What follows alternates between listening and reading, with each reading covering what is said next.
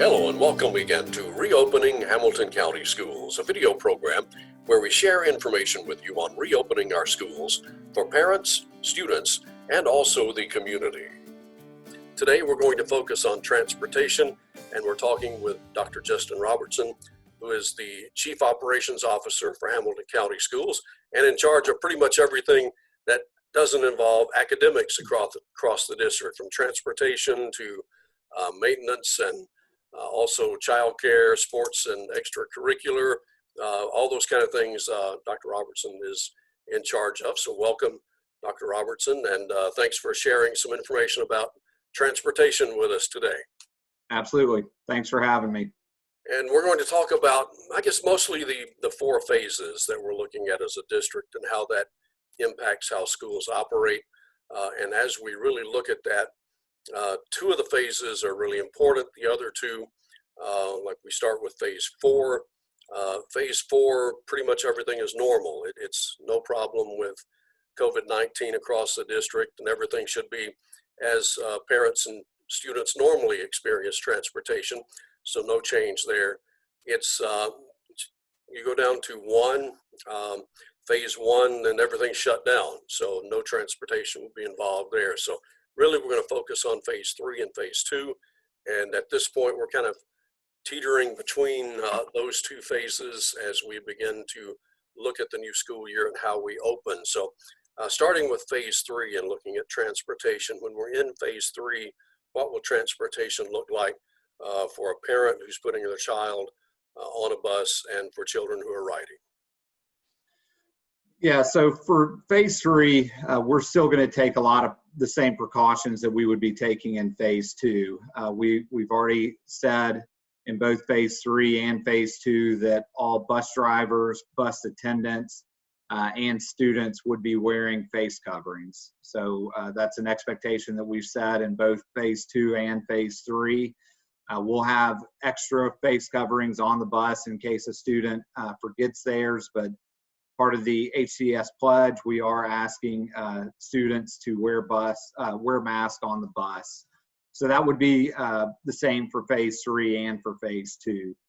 One other added precaution that we're taking is in between tiers, we'll be disinfecting buses, which is something that is different from in the past. In the past, we've disinfected buses a lot during flu season, but typically just do incremental cleanings. But this year in phase three and phase two, we'll be disinfecting in between each tier. So that way when students are getting on the bus, they're getting on a bus that's been disinfected since the last person was on that bus. So that's a big change for both phase two and phase three.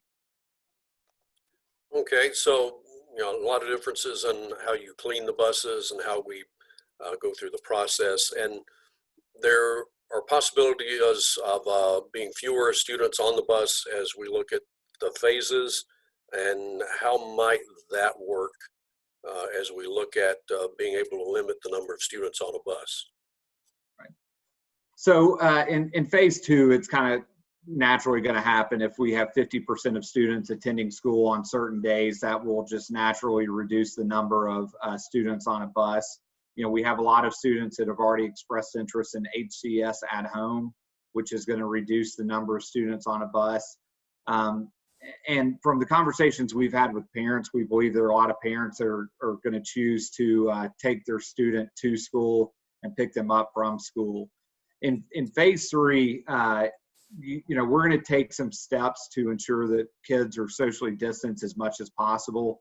We're going to load the bus from back to front, meaning the first student on the bus is going to go to the back of the bus. If they have a sibling or somebody else in their household, they can sit in the same seat with that sibling or person that's in their household.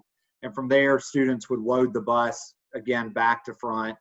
That way, when we get to school, kids are unloading from front to back. So we don't have kids walking up and down the aisle.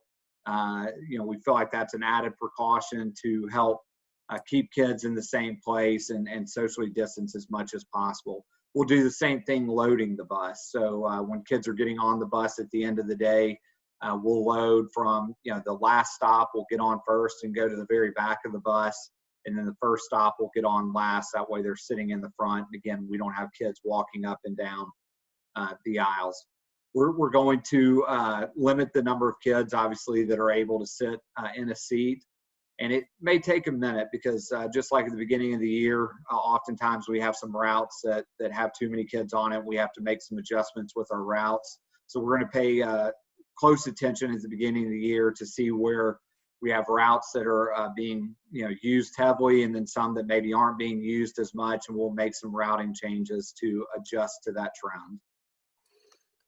Bottom line is being as safe as possible for all of our students and bus drivers who are transporting in the morning and afternoon, getting kids to school and back home again.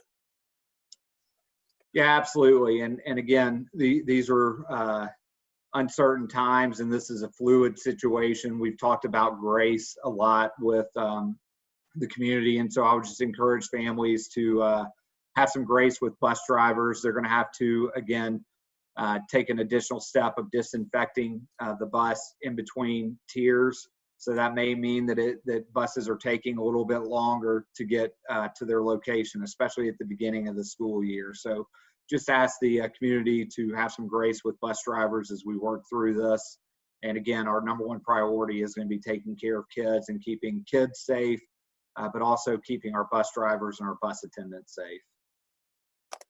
Okay, and just for making sure everyone understands our terminology, the tiers are, we have different loads of students for buses. Yeah, so explain a tier for me.